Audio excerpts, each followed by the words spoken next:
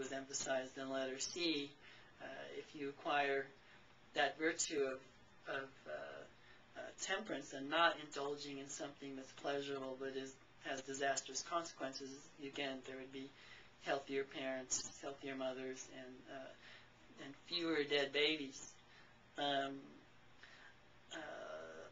Now, in letter B, moderation in industry. I'm assuming there's something that this unemployed boyfriend could do for a living, that there's some job out there that he could be doing rather than sitting at home.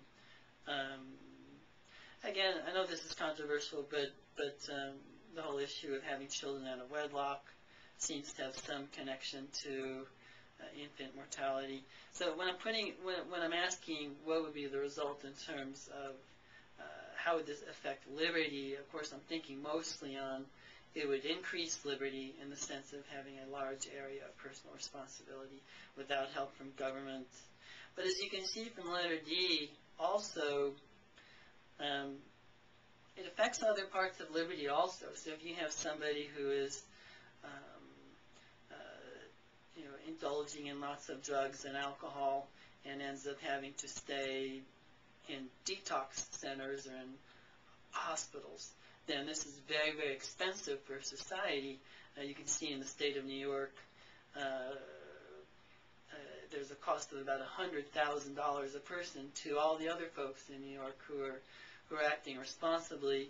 So this, I think, starts getting into the area of having a government that does not violate person and property, because to me at least there's some question that if people are acting irresponsibly and getting themselves into lots of trouble, and then you're having to take the rewards and the fruits of the labor and virtue of the hardworking people to rescue them, you get into the area, I think, of government perhaps violating the rights of some and taking money from some and giving it to others. Again, this doesn't have to do with helping the elderly or children, orphans, or those who are physically disabled. We're talking about people getting into trouble as a result of their own actions. So it may decrease that meaning of liberty as well. I just want to bring in something that I learned in high school that didn't really make very much sense to me in high school, but I remember hearing about I just want to go back and just remembered something I wanted to say, that I'm not sure, I think I said this in previous activity, that if there are certain behaviors that are productive and constructive and lead to prosperity, and you're in effect punishing those by taking away the rewards of those people and giving it to the people who are acting irresponsibly, I have a question whether or not a society can last very long if you're punishing people who are acting responsibly and rewarding people who are acting irresponsibly.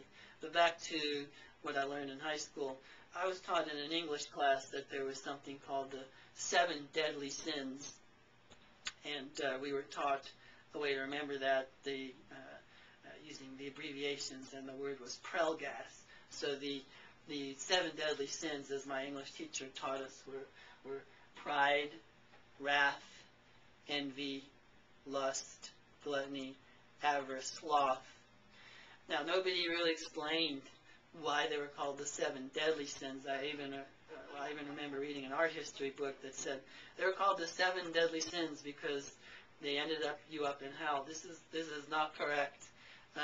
We've already seen why they're called 7 deadly sins. They're called 7 deadly sins because if you practice them, you end up dead, or somebody's going to end up dead, physically, literally.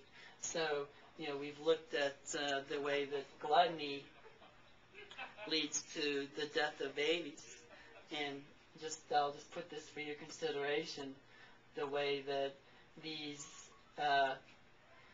ways of acting, sin in the sense of acting in a self-destructive way, leads to self-destruction or the destruction of others, poverty, other undesirable consequences, disease, etc., fatal diseases. And I've just given some thought recently to the opposites of these 7 deadly sins. These are the 7 life-improving virtues. I'm not sure what you want to call them, but when you see things like temperance, moderation, industry, maybe justice here, these are the very things that show up in that list in the Massachusetts Constitution, and are the kinds of things that the founders of the U.S. thought were necessary in people to live in a free society where government does not violate person and property, and also where people have a large area of personal responsibility without help from government.